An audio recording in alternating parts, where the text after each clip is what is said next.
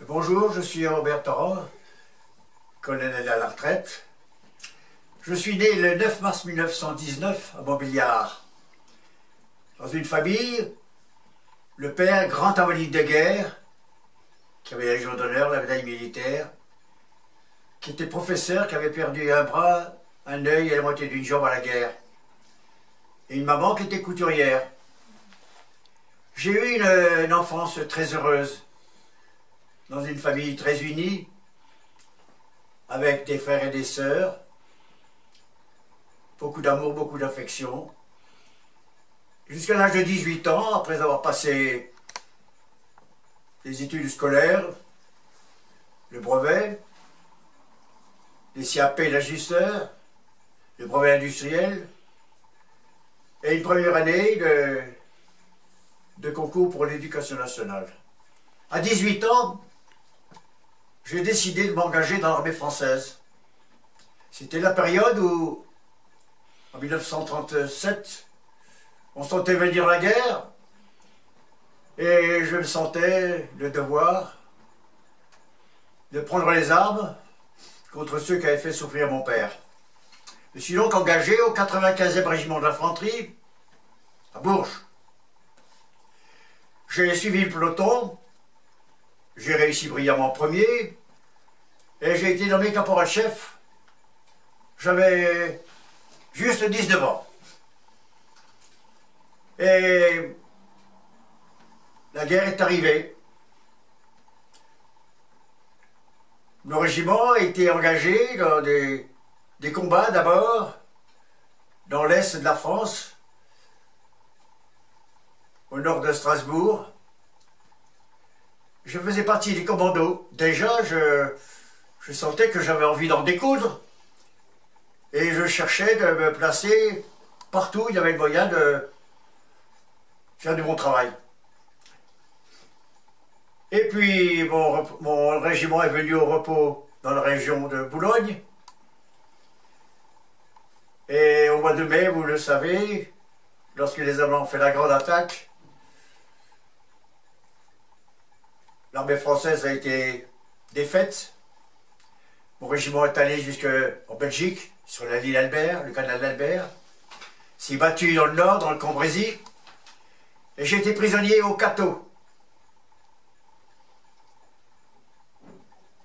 Et pendant prisonnier, c'était le 22.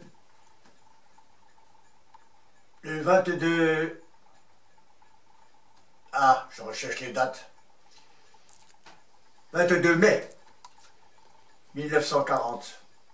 Prisonnier, j'ai été amené, comme des centaines de milliers d'autres soldats français, à sillonner pendant des jours et des jours les routes où passaient les Allemands. Nous servions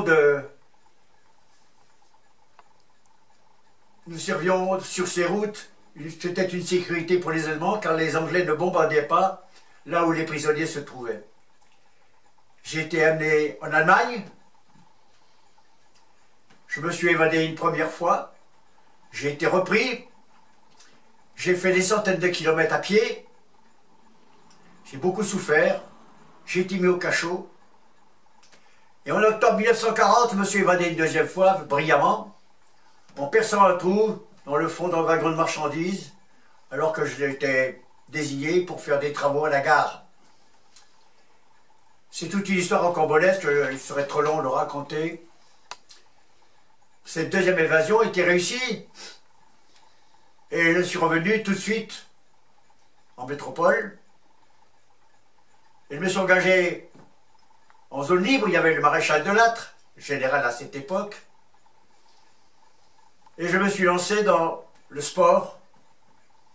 Je suis devenu moniteur-chef de l'armée, remarqué par le maréchal de Lattre. Nous sommes partis d'abord en Afrique du Nord, en Algérie, à l'école de Saint-Lambeau, école de cadre.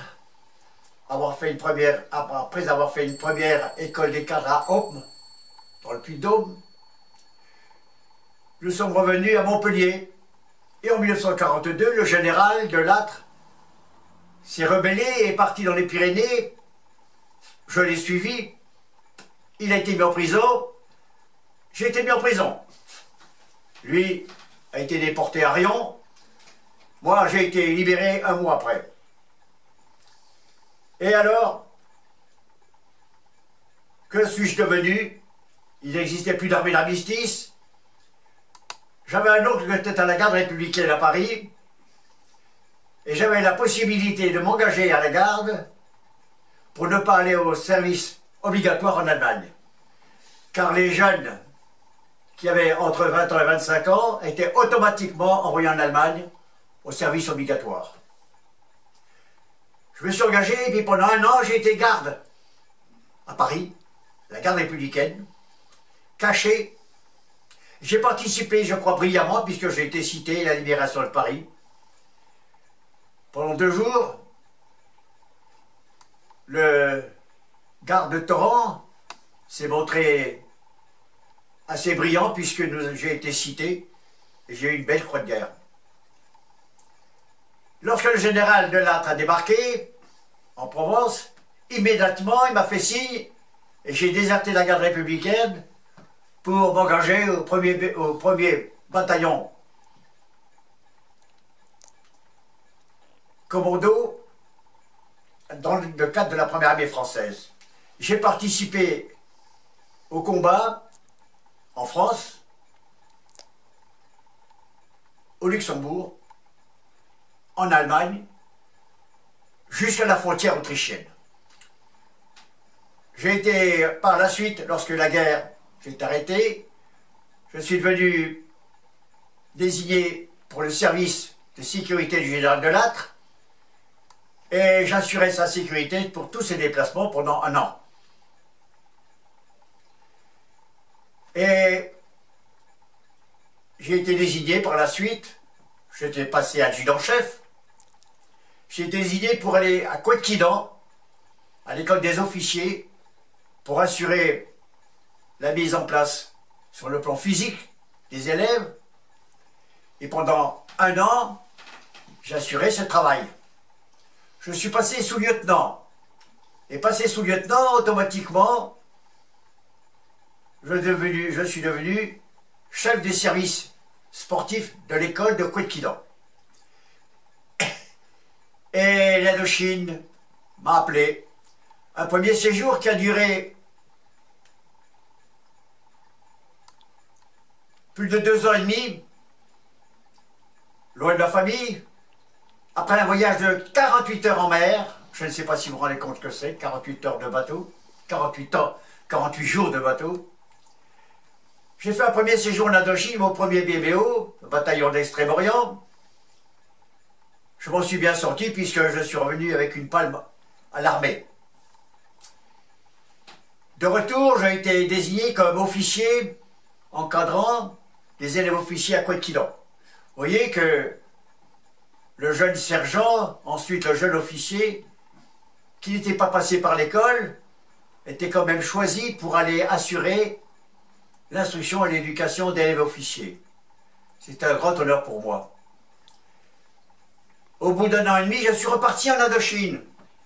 Alors là, c'était complètement différent. Je suis parti comme officier à la Légion étrangère, au 5e REI, régiment d'Extrême-Orient, de la Légion étrangère. J'ai participé à des combats terribles. J'ai eu beaucoup de morts, beaucoup de sang. J'ai vu la chute de Dien Bien Phu. Et ensuite, de l'Indochine au nord, après avoir vécu des moments très difficiles, mon unité est redescendue dans le sud-Vietnam, puis ensuite nous avons été déplacés pour venir en Algérie. Et là, en Algérie, rebelote, je suis affecté à la 13e DBLE, une des plus belles unités de Légion étrangère. Et pendant 2 ans et demi encore, j'ai fait la guerre. Et pendant 2 ans et demi, je me suis battu dans les Aurès Mehmed Shah. Je me suis battu dans beaucoup d'endroits d'Algérie. Je crois avoir réussi brillamment, puisque là également, j'ai fait une palme à l'armée.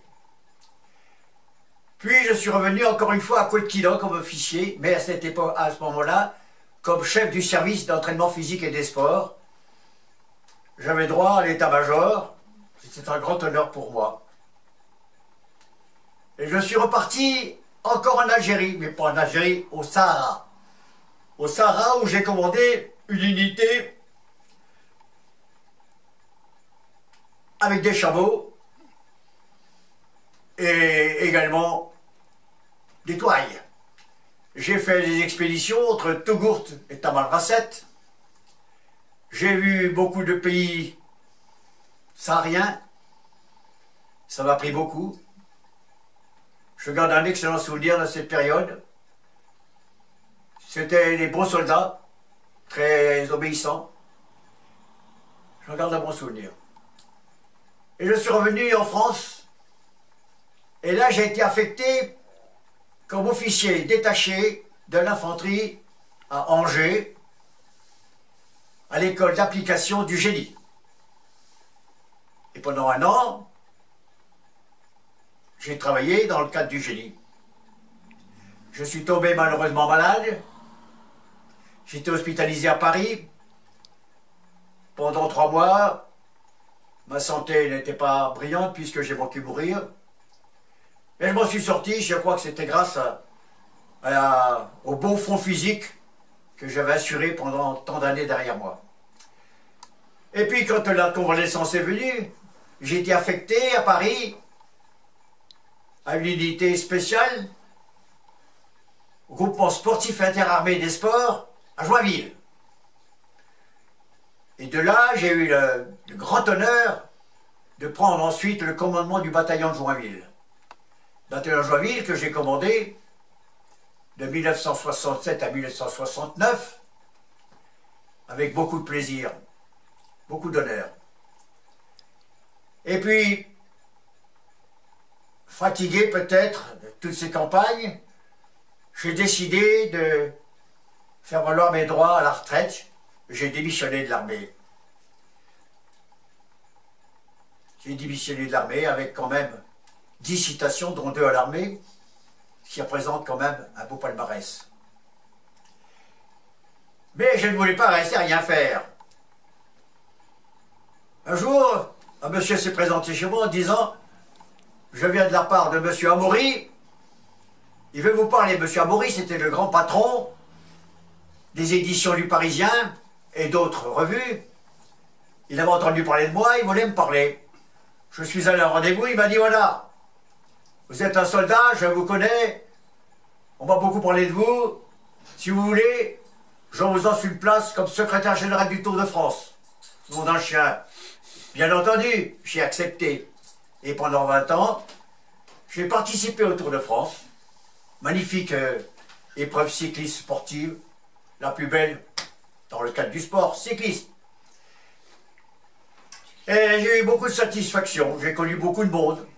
J'avais de grandes responsabilités. J'ai beaucoup voyagé dans le cadre français. Mais en même temps que je faisais ce Tour de France, je m'engageais aussi pour d'autres associations. Entre autres, Paris-Colmar à la marche. Une épreuve sportive qui partait de Paris qui allait à Strasbourg, 510 km en 3 jours. Je l'ai préparé et fait dérouler pendant 32 ans. Et puis, les années venant, j'ai décidé quand même un jour de prendre ma retraite. J'ai donc quitté le Tour de France, mais j'ai conservé toutes mes associations sportives. Ce qui fait qu'avec mes associations sportives, ayant fait la connaissance d'un homme qui s'appelle M. Bohin, qui s'occupait de sport à gagner, je suis venu d'abord comme président de la section d'athlétisme, et ensuite comme vice-président de la francophonie. Et avec M. Bohin, j'ai fait 6 fois le tour de la Terre.